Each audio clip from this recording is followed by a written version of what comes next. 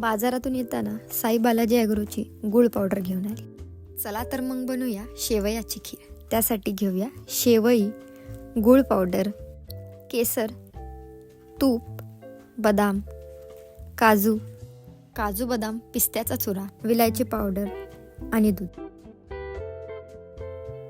प्रथम तापलेल्या कढईत तूप टाकून घेऊयात.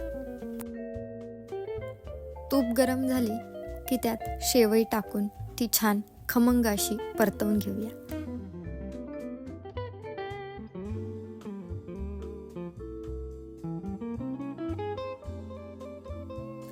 आपली शेवई आता मस्त लालसर अशी झालेली आहे. त्याच्यात काजू बदाम पिस्त्याचा चुरा घालून घेऊया. तोही छान तुपावरती परतून घेऊ.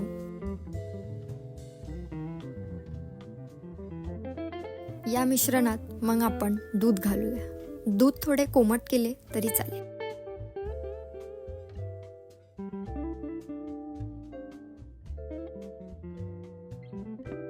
दूध घालून मग मिश्रण छान प्रकारे ढवळून घेऊयात.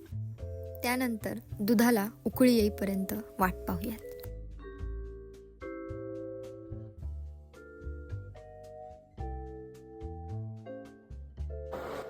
येथे आपल्या दुधाला छान प्रकारे उकळी आली आहे.